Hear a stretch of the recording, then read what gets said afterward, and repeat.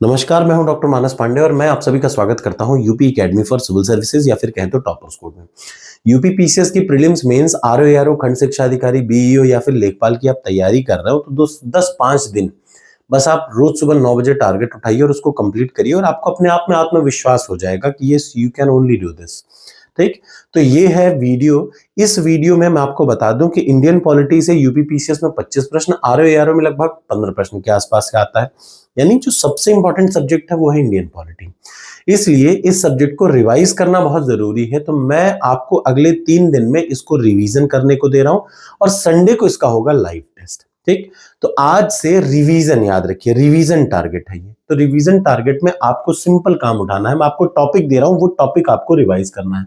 आज आप सबसे पहले इंडियन पॉलिटी का सबसे पहले हिस्टोरिकल बैकग्राउंड, ठीक, पहला टॉपिक। दूसरा टॉपिक होता है प्रिम्बल।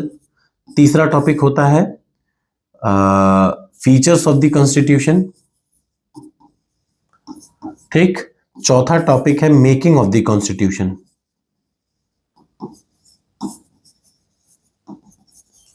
ठीक, ये 4 टॉपिक है। उसके बाद फिर आता है पांचवा है फंडामेंटल राइट्स।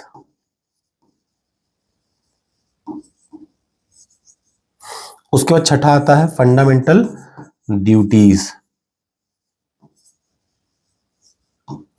सातवां आता है डीपीएसपी।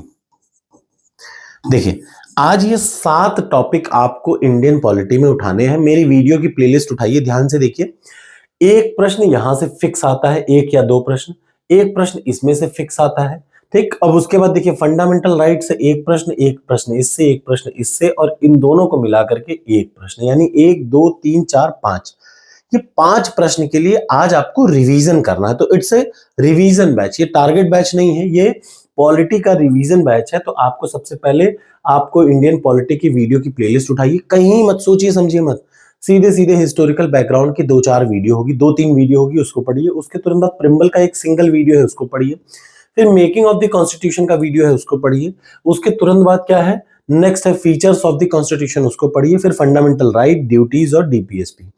ये टॉपिक आज आपको रिवाइज करने हैं इंडियन पॉलिटी से। अब मैं आपको टॉपिक वाइज रिवीजन इसलिए करा रहा हूं ना, क्योंकि बहुत जरूरी है। संडे को इन्हीं टॉपिक्स में टेस्ट में आपका लूंगा। तो याद रखिए, सबसे पहले ये सीक्वेंस में आपको रिवीजन करना है, ये बात याद रखिए। ये है प्रीलिम्स के लिए, बिना सोचे समझे इतना काम करिए। और जब आप इतना काम कर लें तो टॉपर्स कोड पर जाएं और इतने ही, ये जितने टॉपिक दिख रहे हैं, इतने सारे टॉपिक से रिलेटेड टेस्ट आप लगाएंगे। टॉपर्स कोड की प्रीलिम्स टेस्ट सीरीज पे जाएंगे और इतने सारे टॉपिक पे, हर एक टॉपिक का नाम दिया है, सब सारे के सारे टॉपिक्स पे आपको टेस्ट अटेम्प्ट करना जरूरी है। ठीक, ये हो गया पहला काम। दूसरा काम आपको जो करना है वो करना है मेंस में। मेंस में आप सभी के सामने आज का जो प्रश्न है वो सिर्फ एक प्रश्न मैं आपको देने जा रहा हूं। वो प्रश्न है, बहुत जरूरी है, याद रखिए। Napoleon was the son of revolution, यानी नेपोलियन क्रांति का पुत्र था। नेपोलियन ने ही क्रांति की शुरुआत करी थी। इसकी व्याख्या करनी है आपको 8 नंबर में, यानी 125 वर्ड में। 125 वर्ड में। अब कैसे करेंगे तो ये भी मैं बता दूं, इसको सीधे सीधे चैट जीपीटी पे डालिए। नेपोलियन क्रांति का जन्मदाता था या सन ऑफ रेवोल्यूशन था, एक्सप्लेन इट। इसको लिखिए, 200 वर्ड में लिखें फॉर यूपीपीसीएस मेंस। ठीक, तो खूब बढ़िया लिख करके आपको वो दे देगा हेडिंग सहित। अपने प्रश्न को 3 स्टेप में, इंट्रोडक्शन, मेन बॉडी, कंक्लूजन में बदलिए और सीधे अटेम्प्ट करिए इवैल्यूएट आंसर पे जाकर के। क्लियर है? और जैसे ही आप इसको करेंगे अटेम्प्ट, तो आपको समझ में आ जाएगा कि आपका कितना। अब उसको एक बार पढ़ लीजिए चैट जीपीटी वाले को, फिर हटा करके बिना देखे लिखना शुरू करिए। अगर आप इतने दिन में डेली एक एक प्रश्न लिख रहे होंगे ना, तो अब तक आपको आदत हो गई होगी बिना सोचे समझे किसी भी टॉपिक पे कुछ लिखने की। यानी बेसिक इंट्रोडक्शन आपको हमेशा पता रहेगा कैसे लिखना है। ठीक, तो लिख करके अपने मार्क्स को चेक करिए। टारगेट एक्सेप्ट हो आज का तो लिखिए यस।